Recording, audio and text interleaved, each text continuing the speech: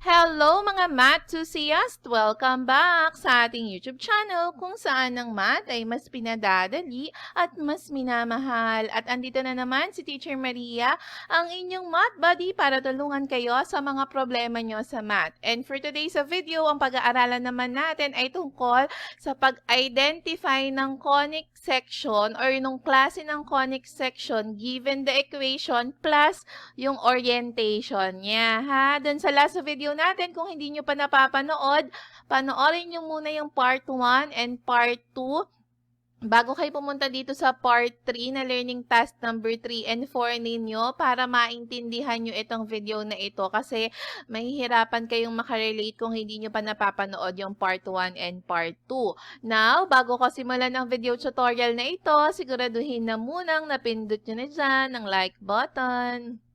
O, pindutin na.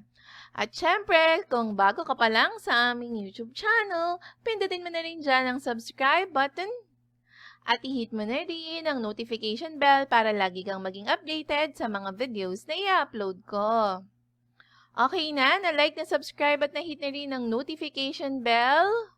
Kung okay na, tara na, simulan na natin. Okay, mga anak, kagaya ng sinabi ko, panoorin nyo muna yung part 1 and part 2, nasa playlist natin siya ha, kasi briefly ko na lang i-discuss ito kasi iniisip ko na na-master nyo na siya doon sa ating part 1 and part 2. Now, in identifying the conic section, alam nyo naman na ito, yung technique na ito na itinuro ko kahapon, galing kay Sir. Sino ba yung binanggit ko kahapon? Nakalimutan ko na si Sir. Sir, ano bang pangalan mo? Teka, sinesearch ko lang. Asan na? Ayun, kay Sir Jude Hernandez, itong technique na ito. Okay, ngayon, sasamahan lang natin siya ng konting-konting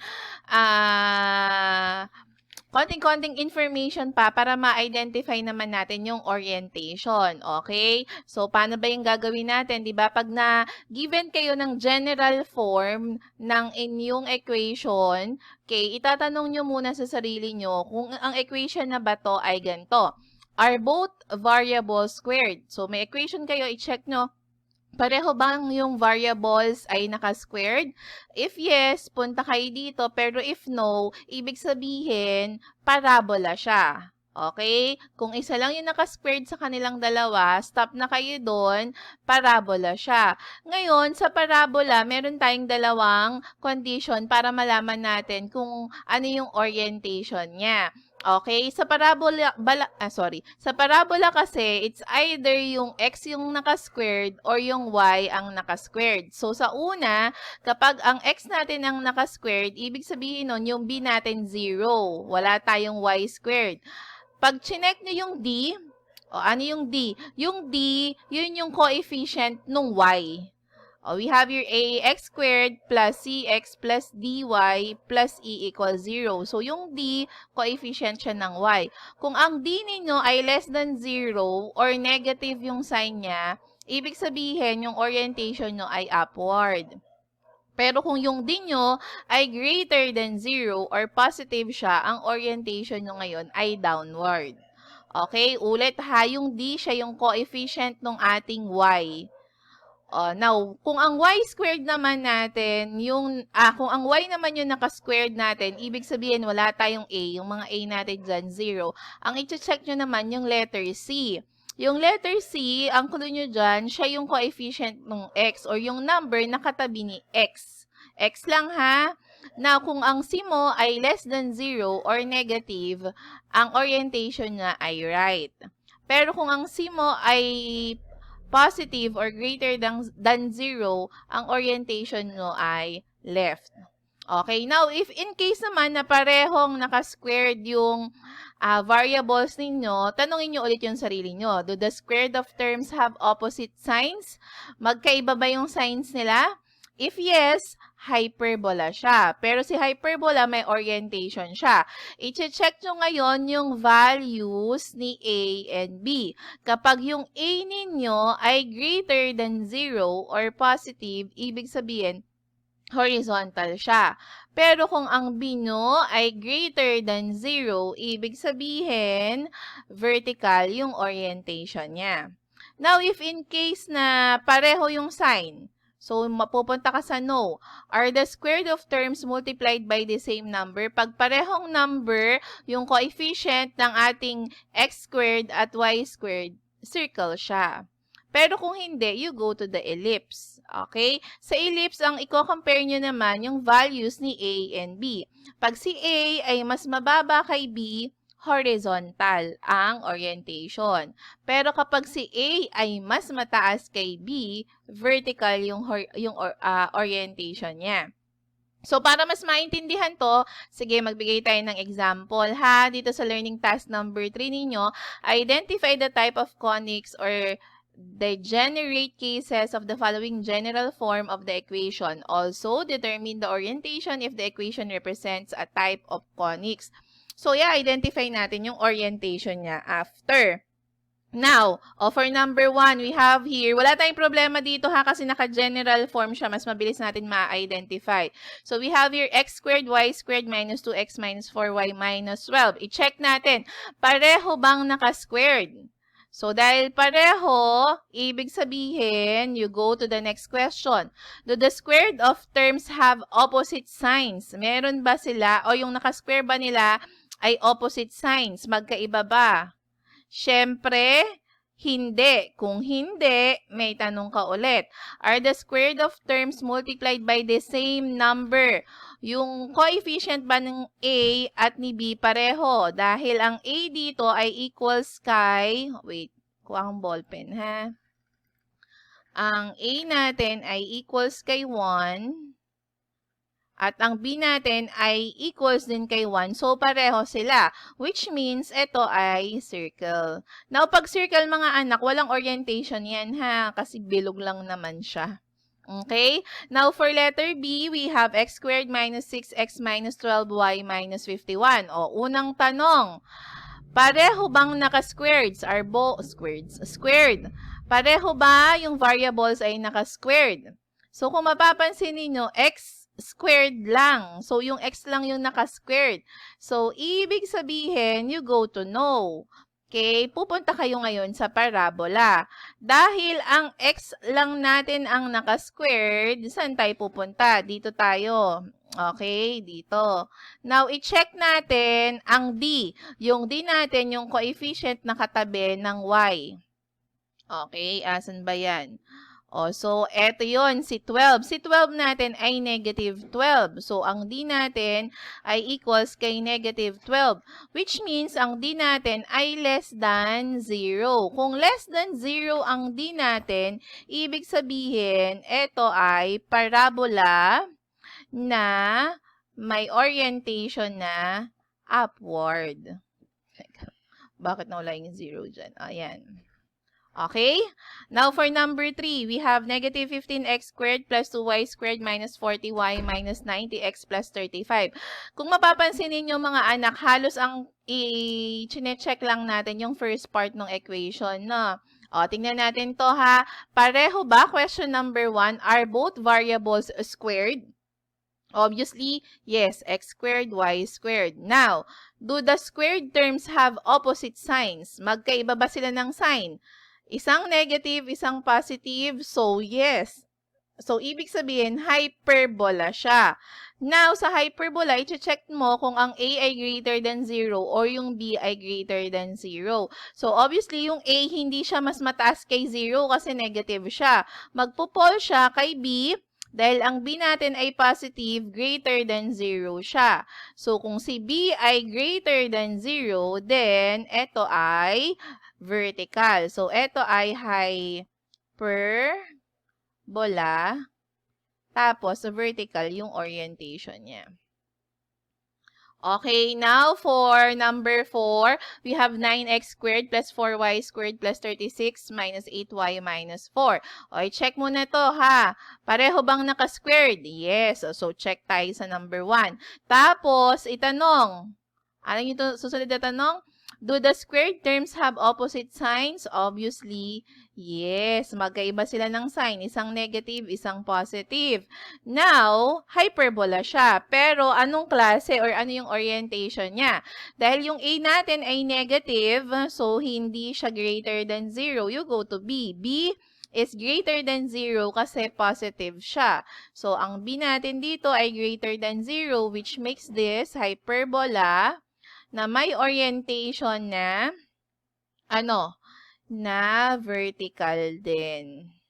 Okay, so vertical din siya. Pareho siya ng number 3. Now, for number 4, we have there 25x squared. O, check natin ha, yung mga naka-squared muna. So, eto, pareho. Isang minus to mga anak ha, minus. Pareho silang naka-squared. Pero, you go to the second question, do the squared terms have opposite signs? Yes, isang positive, yung 25, isang negative na 36.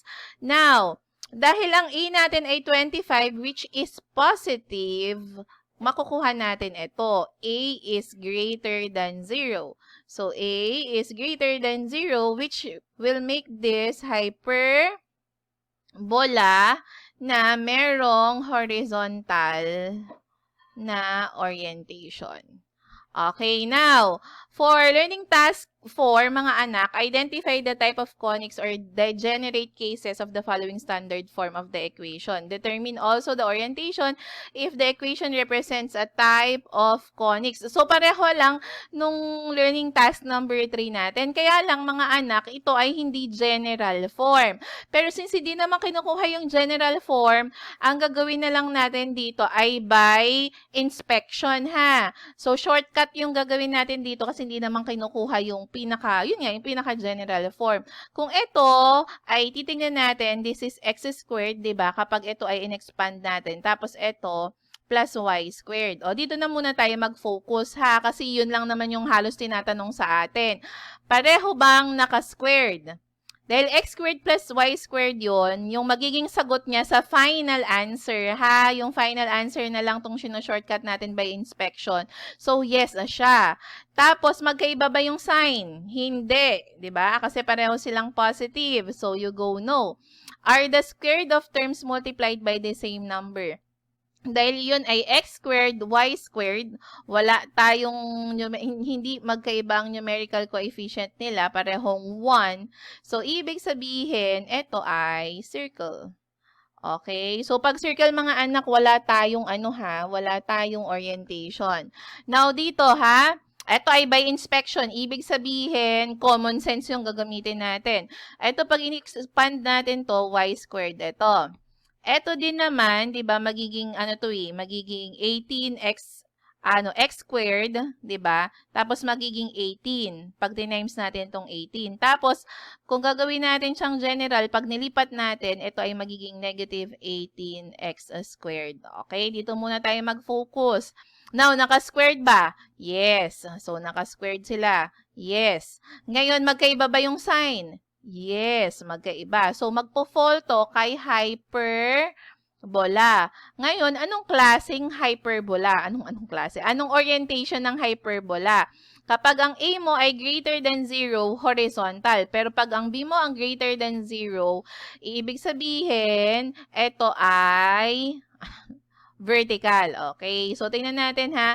Ang A natin dito ay negative 18. Ang B natin dito ay 1. So, ang B natin ay greater than 0, which will make this oriented saan? Vertically. So, vertical ang orientation niya. Okay, now for number 3. O, i-check natin to ha. So, ito magiging x squared. Ito naman magiging y squared. Tapos, kapag kinuha natin yung LCD, diba? Usually, nagmumultiply tayo dito ng, pag minultiply natin, this is 241, tama? Ay, hindi. Ina-add pala natin to. This is 264. Okay? So, pag yung 264, dinivide natin by 11, ito magkakaroon ng 24. Plus, ito naman magkakaroon ng 11. O, yan yung gawin natin ngayon. Ito ngayon ay, pareho bang naka-squared? Yes. Magkaiba ba yung sign? No. So, pupunta siya dito. No siya. Ngayon, pareho ba ng number na minultiply sa kanila? Dahil magkaiba sila, isang 24 at isang 11. So, you go no. Ngayon, i-compare mo. Kung si A ay mas mababa kay B, horizontal. Pero kung si A ay mas mataas kay B, vertical. So, dahil ang A natin ay 24, ang B natin ay 11. Okay, dahil si A ay greater than B, ibig sabihin, ito ay ellipse na ang orientation ay A is greater than, again, A is greater than B. So, this is a vertical ang orientation niya. Okay, now for number 4. Oh, let's see this one ha. So, ito pag in-squared, y squared. Plus, ito din, magiging x squared. Tapos, ito magiging 100 times 13 is 1,300. Yan, di ba? Pag in-LCD natin. Tapos, pag times dito at dinivide, eto ngayon ay magiging 100 ang coefficient. Ito naman magiging 13 ang coefficient. Okay? Now, itanong natin, pareho bang naka-squared? Are both variables squared? So, yes. Do the squared terms have opposite signs? Obviously, no. Now, are the squared terms multiplied by the same number? Dahil ito ay magkaiba, di ba? 100 saka 13, you go no. Now, let's compare yung A and B, ha? Ang A natin dito ay, ang A natin ay 13 kasi yun yung nakay x squared. At ang B natin dito ay 100. So, ang B natin ay mas mataas kay A. So, anong klase ito? Ellipse na, ano ang orientation? B is greater than A. B is greater than A. So, mas mataas si B kaysa kay A. So, horizontal siya. Horizontal. Okay? For number 5, we have their x squared. Pag in-expand ito naman magiging y squared, di ba? Tapos, ito naman, ang LCD nila ay 640. So, pag dinivide, ang coefficient nito ay 10. Ito naman ay 64. Now, pareho bang naka-squared? Yes. Magkaiba ba yung sign? No. Pareho ba ng number na minultiply dahil ang A natin ay 10 at ang B natin ay 64? No. So, magpo-fall siya. O, tingnan ulit natin dito ha sa guide natin. Are both variables squared? Yes. Do the squared terms have opposite signs? No. Are the squared of terms multiplied by the same number? No. So, ellipse siya. Anong klase ng ellipse? Kapag ang A ay mas mababa kay B, horizontal. Pero pag ang A ay mas mataas kay B, vertical siya. So, dahil ang A natin ay mas mababa kay B, okay, ibig sabihin, ito ay ellipse na, yung A daw ay mas mababa kay B. Horizontal. So, pareho lang sila nitong una nating ginawa. Okay, ngayon mga anak ko, kung nagustuhan mo ang video na ito dahil natulungan kita, please i-comment yan sa ating comment section. Mga anak, ang mga comments ninyo ay mahalaga para ma-up ang video na ito at makita rin naman siya ng iba. Kaya sana sa lahat ng video ni Teacher Maria ay mag-iiwan kayo ng comment. Hatulong nyo na yun sa video natin. At syempre, share na rin sa mga classmates ninyo kasi baka nababaliw na yung mga yan, at least may guide silang susundan.